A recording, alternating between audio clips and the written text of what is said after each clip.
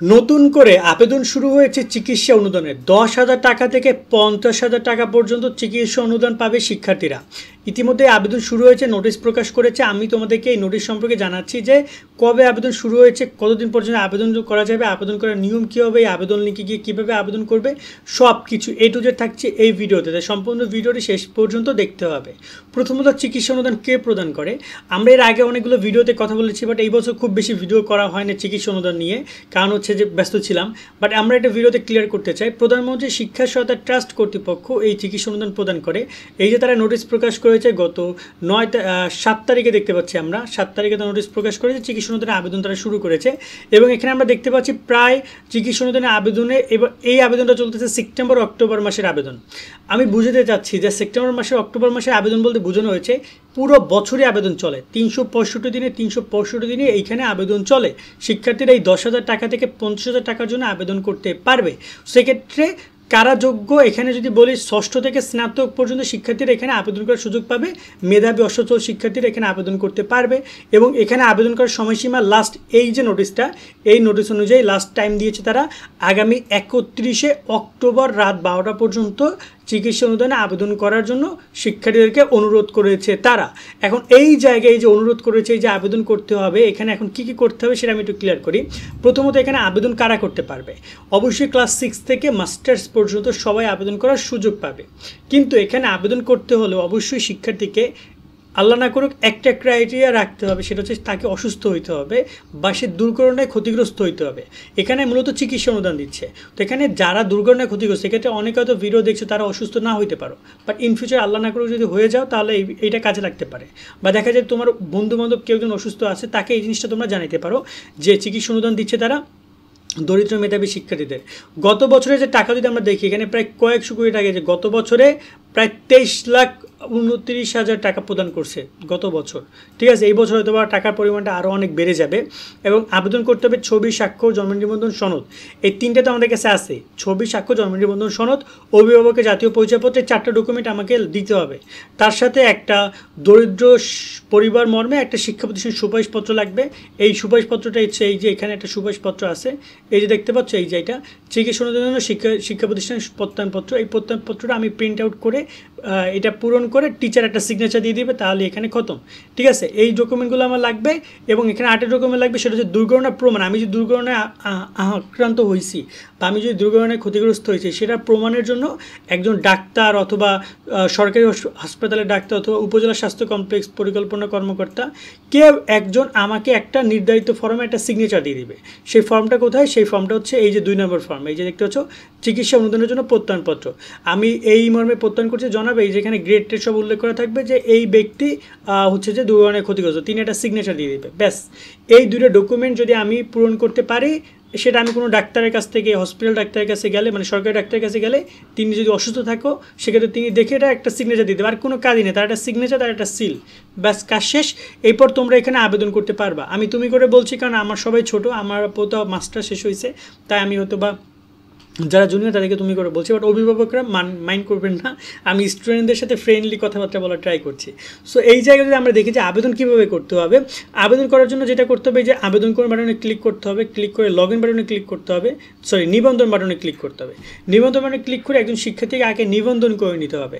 যেমন এখানে তার নাম, তার হচ্ছে যে অভিভাবকের নাম, জন্ম তারিখ, জন্ম নিবন্ধন নাম্বার, জন্ম তারিখ, এগুলো জেন্ডার, এগুলো সব দিতে হবে। দেওয়ার পরে এখানে বিভাগ সিলেক্ট করতে হবে। যেমন এখানে বিভাগ দিচ্ছি বরিশাল, জেলা দিচ্ছি পটুয়াখালী, উপজেলা দিচ্ছি, এখানে দিচ্ছি এটা উপজেলা। ঠিক আছে, দেন এখানে আমি যদি দেখি উপজেলায় কোনটা, উপজেলা আমার উপজেলা হচ্ছে দুমকি, এখানে ওয়ার্ড দিয়ে দিলাম। এরকমভাবে আমরা আমাদের ইনফরমেশনগুলো এখানে সাবমিট করে, এই একটা ইমেল অ্যাড্রেস আছে, এখানে একটা ইমেল অ্যাড্রেস আমি বসাই দিব, তারপর একটা মোবাইল নাম্বার আছে সেটা বসাই দিব, সঠিক নাম্বারগুলো।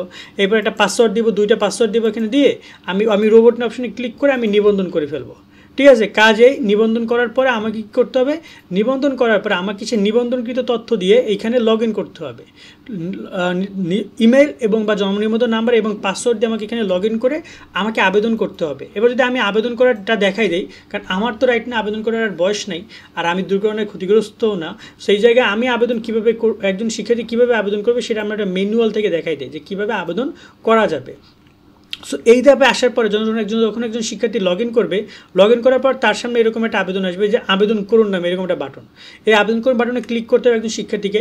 তারপরে এখানে কিন্তু এই যে ইনফরমেশনগুলো চাইছে, যেমন শিক্ষার্থীর ছবি, শিক্ষার্থীর স্বাক্ষর, জন্ম নিবন্ধন আপলোড করুন এবং অভিভাবকের জাতীয় পরিচয়, এগুলো ছবি তুলে মোবাইল থেকে সিম্পল একটা ছবি তুলে এখানে আপলোড করে দিতে হবে। চুজ ফাইল অপশনে ক্লিক করে আপলোড করে দিবে। আপলোড করে দেওয়ার পরে সংরক্ষণ করুন বাটনে ক্লিক করতে হবে। করার পরে এরপরের ধাপে শিক্ষার্থীকে এই তথ্য নিয়ে যাবে, যেখানে শিক্ষার্থীর সাধারণ তথ্য, যেমন এখানে তার বিজ্ঞপ্তি টিপ্তি এগুলো অটোমেটিক্যালি বসে থাকবে, শিক্ষার্থীর নাম অটোমেটিক্যালি নিয়ে নিবে আগে থেকেই যেহেতু নিবন্ধন করা আছে।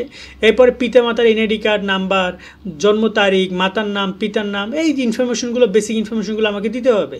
ঠিক আছে, দেওয়ার পরে এখানে অভিভাবকের তথ্য দিতে হবে। তারপরে এখানে বলা হয়েছে দুর্ঘটনার তথ্য, অর্থাৎ দুর্ঘটনা আমি কোথায় করেছিলাম, কোথায় আমার কী অসুবিধা, সামথিং আমি যা যা টুকটাক আছে সেটা আমি দিয়ে দেবো। যেমন এভাবে দুর্ঘটনা হিসেবে যে জনাব আমার এই হাতে সমস্যা, বাইক থেকে পড়ে গিয়ে আমি দুর্ঘটনায় আক্রান্ত হয়েছি, পরবর্তীতে আমি এখানে ডাক্তার দেখাইছি এবং আমার হাতে অস্ত্রোপচার করতে হয়েছে বা সামথিং, এমন সুন্দর করে সাবলীল ভাষায় আমাকে দুর্ঘটনার বিবরণ দিতে হবে যে কীভাবে হয়েছিল দুর্ঘটনা, এখন রাইট না আমার পরিস্থিতি কী আছে। এবং এখানে ব্যাঙ্ক অ্যাকাউন্ট অথবা মোবাইল ব্যাঙ্ক অ্যাকাউন্টে তথ্য দিতে হবে। নর্মালি এখানে ব্যাঙ্ক অ্যাকাউন্ট তথ্য দেবে বেটার, যদি টাকার অ্যামাউন্টটা বেশি হয় 50,000 টাকা পর্যন্ত দিবে তারা 10,000 টাকা থেকে, তো 10,000 থেকে 30,000 টাকা বা 25,000 টাকা তারা ব্যাঙ্কে মোবাইলে পাঠাতে পারবে, কিন্তু এর বেশি অ্যামাউন্ট হলে কিন্তু তারা মোবাইলে পাঠাতে পারবে না। তখন কি দরকার হবে, তখন দরকার হবে কিন্তু ব্যাঙ্ক অ্যাকাউন্ট।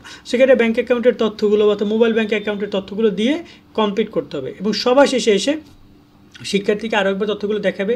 এরপর তাকে যে প্রত্যয়নপত্রগুলো আমরা কথা বলেছিলাম না, যে শিক্ষা প্রতিষ্ঠানের একটা সিগনেচার লাগবে, সেই কাগজের ছবিটা এখানে আপলোড দিতে হবে। সিভিল সার্জন ডাক্তার যিনি আছেন তার একটা কাগজের ছবি এখানে আপলোড দিতে হবে এবং এখানে খরচের জন্য ততোধিক প্রমাণ, এই যে এটা কিন্তু ইম্পর্টেন্ট না, এই যে এটা দেখতে পাচ্ছি, আমি একটু জুম করে দেখাচ্ছি, এটার সামনে কিন্তু একটা লাল দাগ আছে, এটার সামনে একটা লাল দাগ আছে, কিন্তু এটার সামনে কিন্তু কোনো লাল দাগ নাই, তাই না? এটা কিন্তু জরুরি নেই, এটা যাদের অভিভাবক শুধুমাত্র সরকারি চাকরি করে তারা এটা দিবে, আর ম্যাক্সিমাম স্টুডেন্ট দিবে এই দুইটা। তার সাথে এইটা দিতে হবে, খরচের তথ্য প্রমাণ দিয়ে ফাইলটি অবশ্যই 1 MB হতে হবে। অর্থাৎ এখানে আমাকে একটা খরচের ডকুমেন্ট দিতে হবে। খরচের ডকুমেন্ট মানে আমি কোথায় চিকিৎসা করেছি, এখানে তো ওই যে বললাম ফালতু লোকেরা পাবে না, যারা সত্যি যোগ্য তারাই পাবে। সেখানে আমি কোথায় চিকিৎসা করাইছি, কী কী টেস্ট আমাকে দিছে, ডাক্তার কী কী ঔষধ আমাকে দিছে এবং আমার সামনে খরচ কী কী রয়েছে।